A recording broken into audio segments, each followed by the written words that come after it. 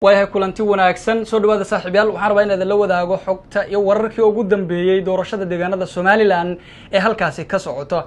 waxa gabi ahaanba ciidamada ammaanka iyo waliba sidoo kale nabad ilaalinta Soomaaliland ay si weyn u soo guuxdaafinayaan ammaanka Cabdiraxmaan Ciro iyadoo aan wali gudiga doorashooyinka aysan ku dhawaaqin doorashada iyo waliba natiijada saxda ah ee qofka markaasi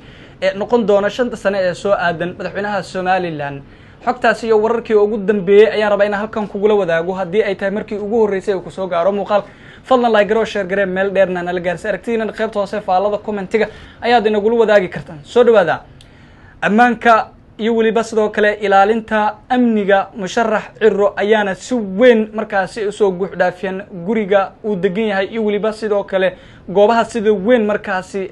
Cabdiraxmaan Ciro siyaasiyiintiisu u joogan guriga Cabdiraxmaan Ciro uu ka degan yahay magaalada Hargeysa waxa soo guuxdaafiyay hambalyo hordhacna ugu tagaya in uu markaasi codadka tirada ah ilaa ay hadda 50% uu si weyn u hogaaminayo tirinta codadka doorashooyinka ee Soomaaliland waxaana sidoo kale hambalyo hordhaca iyo waliba sidoo kale farxado kala duwan ugu tagaya gurigiisa musharaxiinta ama markaasi xisbiyada xitaa markaasi la tartamay Cabdiraxmaan Ciro qaybo badan oo kamid ah iyadoona gurigiisa hadda ay ka socoto mashquul aad u fara badan taasi oo markaasi ay tusinayso misana ay tusaale u tahay inuu noqon karayo musharaxa ugu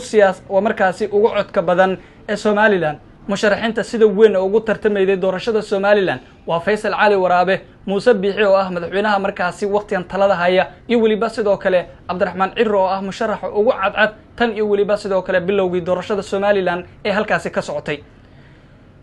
guud ahaan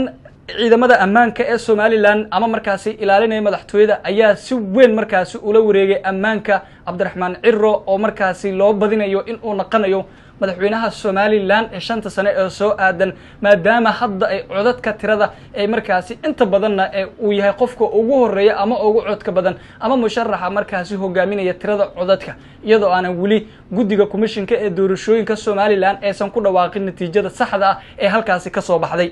laakiin waxaana sidoo kale guriga Cabdiraxmaan Ciro soo guuxdaafinaya ganacsato iyo waliba sidoo kale siyaasiyiin kala duwan kuwa musharaxiinta markaasi ama markaasi xisbiyada laga guuleystay xitaa qayb ay ka yihiin iyadoo markaasi gurigiisu hadda waqtigan idan la hadlayno ay si weyn markaasi u soo guuxdaafinayaan dadyo aad u fara badan ee Soomaaliland halkaasi oo hambalyo iyo waliba sidoo kale hordhacna Cabdiraxmaan Ciro lagu siinayo waxaana la filayaa in saacadaha soo aadan lagu dhawaaqi doono doorashada ee Soomaaliland shakhsiga markaasi hogaamin doono 5 sano ee soo aadan walow bulshada halkaasi ku dhaqan ay sheegayaan in Cabdiraxmaan Ciro u muuqdo inuu yahay musharaxa ugu cadcad ee halkaasina ugu muuqan doono in mar kale uu noqon doono madaxweynaha Soomaaliland ee 5 sano ee soo aadan wixii warar kale ka soo kordha doorashada Soomaaliland iyo waliba soo kale macluumaadkeeda halkan ay kugu la wadaagi doonaa saaxiib al share gare muuqaalka oo meel dheerna nala gaarsi aragtina qaybta soo faalada commenting ayaad nagu wadaagi kartaa